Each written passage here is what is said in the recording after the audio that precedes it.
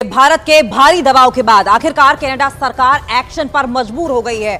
आपको बताएं कि खालिस्तान समर्थकों पर एक्शन की शुरुआत कर दी गई है। कनाडा प्रशासन ने खालिस्तानियों को बैनर हटाने को कहा है। Now these gurdwaras have also been asked not to use the loudspeakers for any radical announcements. बताया ये गया है कि कनाडा के ब्रिटिश कोलंबिया प्रांत के प्रमुख इलाके से उन होर्डिंग्स को हटाने के लिए कहा गया जो कनाडा यूएस सीमा के पास लगाई गई थी। इंडियन गवर्नमेंट पे जो प्रेशर बनाया था इंडियन गवर्नमेंट ने, मैं कांग्रेचुलेशंस कहना चाहूंगा हमारे फॉरेन मिनिस्टर साहब को और हमारे प्राइम मिनिस्टर को, जिन्होंने इतना प्रेशर बना दिया कनाडा पे। कनाडा घबराया हुआ घूम रहा है। बहुत सारे जो पत्रकार हैं कैनेडियन, मैं मतलब हमारी तरह के साउथ एशियन की बात नहीं कर रहा, कैनेडियन पत्रकार, वाइट कैनेडियन पत्रकार, वो लिख रहे हैं और वो ये एक बहुत बड़ा क्वेश्चन वो कर रहे हैं प्राइम मिनिस्टर ट्रूडो से कि आप हमें इसका कोई एविडेंस दें। वाकई में इंडिया इतना ज़्यादा स्ट्रांग हो गया, इंडिया के रिलेशन किसी के साथ खराब हो तो उस कंट्री के साथ कोई रिलेशन नहीं रखना चाहता। अगर कोई किसी कंट्री का दोस्त इंडिया बन जाए तो फिर पूरी दुनिया उसके साथ रिलेशन क्यों रखना चाहती है। आपको अगर आज की जियोपॉलिटिक्स में सरवाइव करना है तो इंडिया का साथ लेना जरूरी है। Canadian authorities, Canadian politicians do not understand how to handle these new issues to their country. जो लोग बैठे हैं, जो वहां पे गैंगस्टर्स हैं, उनको ये भी दिख रहा है कि अब इंडिया आ गया, अब इंडिया आर पार करने के मूड में आ गया। भारत सरकार ने पूरी तैयारी कर ली है कि जो लोग खालिस्तान के समर्थन में प्रदर्शन करेंगे उनके खिलाफ आने वाले समय में कड़ा से कड़ा एक्शन लिया जाएगा। और ये जानकारी मिल रही है सूत्रों से कि ओवरसीज सिटीजनशिप इंडिया कार्ड भी उनका रद्द हो सकता है। ओवरसीज सिटीजनशिप इंडिया कार्ड भी उनका रद्द किया जाएगा। ये जानकारी मिल रही है सूत्रों से। खालिस्तानियों पर बड़े एक्शन की तैयारी है। सरकार सख्त है। जो लोग खालिस्तान के समर्थन में प्रदर्शन करते हैं उनके खिलाफ बड़ी कार्रवाई की तैयारी है। ओसीआई कार्ड यानी ओवरसीज सिटीजनशिप इंडिया कार्ड भी उनका रद्द किया जा सकता है। हेलो दोस्तों, आपका स्वागत है अपने YouTube channel Bharat Pak reaction and review में। दोस्तों, आज के वीडियो में हम देखने वाले हैं भारत के भारी दबाव के आगे कनाडा को झुकना पड़ा और कनाडा अमेरिका सीमा पर लगाए गए खालिस्तानियों के पोस्टर उतारने पड़े। दोस्तों, आज के वीडियो में पाकिस्तानी कह रहे कनाडा ने क्यों भारत से पंगा लिया। अच्छा भला कनाडा मुल्क चल रहा था, भारत से पंगा लेकर फंस गया कनाडा। भारत बड़ा देश है, भारत की इकोनॉमी बड़ी है, दुनिया ने कनाडा को आइसोलेट कर दिया है। ज़रूरत क्या थी खालिस्तानियों के चक्कर में आकर ऐसे बयानबाजी करने की। भारत के भारी दबाव के बाद आखिरकार कनाडा सरकार एक्शन पर मजबूर हो गई है। आपको बताएं कि खालिस्तान समर्थकों पर एक्शन की शुरुआत कर दी गई है। कनाडा प्रशासन ने खालिस्तानियों को बैनर हटाने को कहा है। Now these gurdwaras have also been asked not to use the loudspeakers for any radical announcements. बताया ये गया है कि कनाडा के ब्रिटिश कोलंबिया प्रांत के प्रमुख इलाके से उन होर्डिंग्स को हटाने के लिए कहा गया जो कनाडा यूएस सीमा पोस्टर को हटा दिया गया। ये कैनेडियन गवर्नमेंट पे जो प्रेशर बनाया था इंडियन गवर्नमेंट ने, मैं कांग्रेचुलेशंस कहना चाहूंगा हमारे फॉरेन मिनिस्टर साहब को और हमारे प्राइम मिनिस्टर को, जिन्होंने इतना प्रेशर बना दिया कनाडा पे। कनाडा घबराया हुआ घूम रहा है। ऑफ कोर्स कनाडा दिखा रहा है कि हम घबराए नहीं है। मिल रहा है ज़ेलेंस्की से वहां का प्राइम मिनिस्टर, ठीक है, मिलने दो, हमें नहीं फर्क पड़ता। लेकिन इंडिया अब तक डाउन नहीं हुआ है और कनाडा के एलाइज जो है वो टूटते दिख रहे हैं। कनाडा के एलाइज जो है सिर्फ ये बोले इन्वेस्टिगेशन करो। बिना इन्वेस्टिगेशन के सामने आ गए, ठीक है यार, तुम्हारी प्रॉब्लम हम नहीं जानते। लेकिन जो ये है, जो इस समय की असलियत ये है, कनाडा के साथ बहुत सारे लोग खड़े नहीं दिख रहे हैं क्योंकि एक मजबूरी है और उस मजबूरी का नाम है इंडिया। आपको अगर आज की जियोपॉलिटिक्स में सरवाइव करना है तो इंडिया का साथ लेना जरूरी है और ऐसे में इंडिया की बात सुननी भी जरूरी है। ये गुरपतवंत सिंह पन्नू कैसे ऐसे आराम से खुले में घूमता है, ये भी बोला गया है, ये भी बहुत सारे लोगों ने बोला है कि भाई ये पन्नू कैसे आराम से घूमता है, कैसे ये कनाडा, कैसे अमेरिका घूमता रहता है। कहीं ना कहीं अमेरिकन इंटेलिजेंस सीआईए का इसको हाथ है क्या? इस पे एक इन्वेस्टिगेशन होनी जरूरी है और होनी भी चाहिए।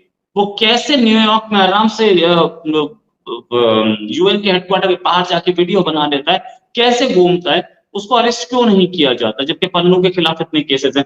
एक और ये जो पोस्टर है हटाया गया है, इसके पीछे एक गेम और भी है। पन्नू के जो प्रॉपर्टीज हैं वो कन्फिस्केट की गई हैं। तो अब ये भी उधर जो आतंकी बैठे हैं या जो लोग बैठे हैं जो वहां पे गैंगस्टर्स हैं, उनको ये भी दिख रहा है कि अब इंडिया आ गया, अब इंडिया आर पार करने के मूड में आ गया, तो प्रॉपर्टीज इनकी कन्फिस्केट होंगी, इनकी प्रॉपर्टीज जब्त होंगी, इनके मकान जब्त होंगे। और बहुत बढ़िया, ये काम बहुत पहले होना चाहिए था, बिल्कुल सही काम किया। जब्त कीजिए सबकी प्रॉपर्टी और सबको अंदर भेजिए, सबको ठीक कीजिए, इन सबको औकात दिखाइए। गवर्नमेंट अब तक बहुत शांत थी, गवर्नमेंट अपने पे आई, बिल्कुल सही काम किया। ये प्रेशर भी काम है, इतनी सारी फोटोग्राफ्स आ गई, निज्जर की पूरी डिटेल्स आ गई। निज्जर पाकिस्तान गया था, वहां से ट्रेनिंग लेके आया था, उसकी फोटो आ गई AK-47 के साथ। इससे ज्यादा और कोई प्रूफ चाहिए कि वो आतंकवादी था? और कनाडा अब ये सोच रहा है कि क्या गलती हो गई, ये दोनों को। और नहीं है, ठीक है, आप अपनी बात पे रहिए, देख लेते हैं क्या होता है, आ जाओ बात कर लेते हैं हम आपसे। ये गेम। और निज्जर नो फ्लाई पे क्यों था, इसका कोई जवाब नहीं देगा, ये बात सही है। अच्छा, आगे पाकिस्तान के प्राइम मिनिस्टर, खैर ये वो प्राइम मिनिस्टर हैं जिनको किस्मत से कुर्सी मिल गई है, लॉटरी लगी हुई कुर्सी, वरना ये अपनी सीट जीतने के काबिल नहीं थे। ये गए UN security council, sorry UN general assembly, security council की तो इनकी औकात आज भी नहीं। आपको पता है कनेडियंस का कहना है कि पिछले 50 सालों में ये सबसे हमारा वर्स्ट तरीन प्राइम मिनिस्टर है। देखें, नाकामी तो कनाडा में मारा गया ना, नाकामी तो कनाडियन प्राइम मिनिस्टर की है ना, उसको प्रूफ से जाना चाहिए था। अक़वाम मुत्तहिदा भी है, सब कुछ है, अगर तो उसको पता है कि अगर रॉ ने मारा है तो पूरे प्रूफ के साथ, कॉन्फिडेंस के साथ, आराम से सबूत के साथ पेश करना चाहिए था, ताकि पूरी दुनिया को पता चलता हाँ जी वाकई इंडिया ने मरवाया है। जब एक हवा में तीर किस लिए चलाते हो, ठीक है, आप अपने ही इंडियन के लिए गड़ा खोद रहे हो। जो आपके इंडिया के बंदे वहाँ पे हैं कनाडा में, आपने तो उनके लिए खड़ा खोद दिया है ना, आपने तो उनकी हुकूमत को उसका दुश्मन बना दिया, ठीक है। तो ये बात गलत है, ऐसी कोई बात नहीं है, ये सिर्फ सस्ती शोहरत हासिल करने के लिए उसने ये काम किया है। सर, G20 के फौरन बाद ये इंसिडेंट होना शुरू हो गए हैं।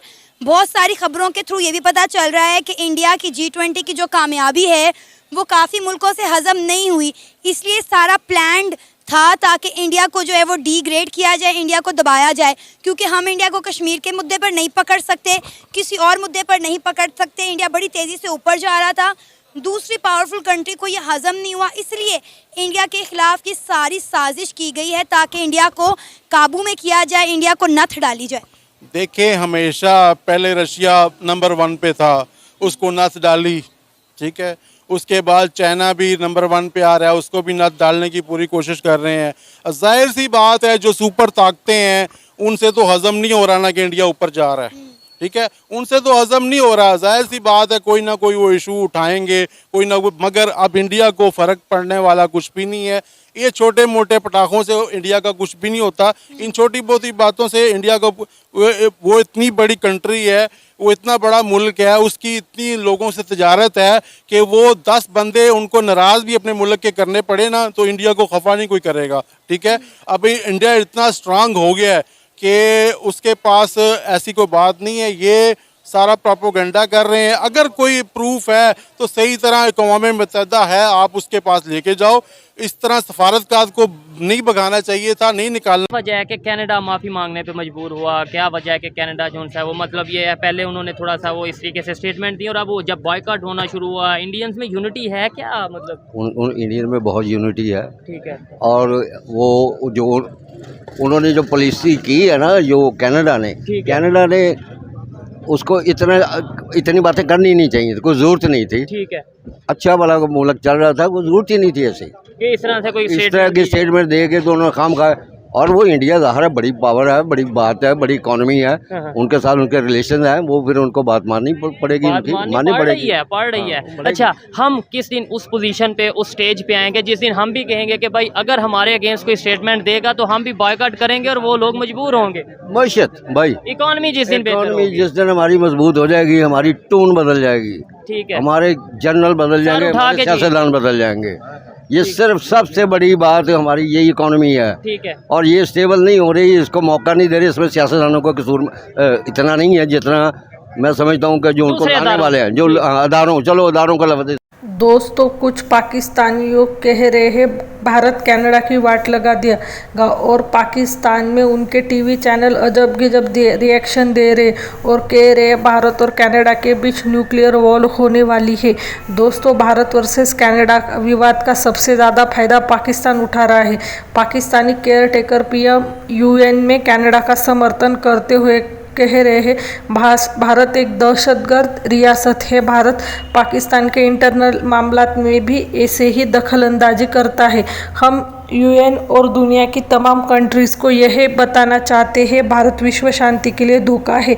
भारत पाकिस्तान में दहशतगर्द फैलाने में नंबर 1 है और टीटीपी जैसे ग्रुप्स को भारत सपोर्ट करता है। पर दुनिया को भी अच्छे से पता है पाकिस्तान कैसा है और कनाडा ने क्या गलती की है वो भी पता है। भारत ने खालिस्तानी आतंकियों की प्रॉपर्टी जब्त कर ली है और खालिस्तानियों का OCI कार्ड यानी ओवरसीज सिटीजन्स कार्ड वो भी रद्द कर दिया है।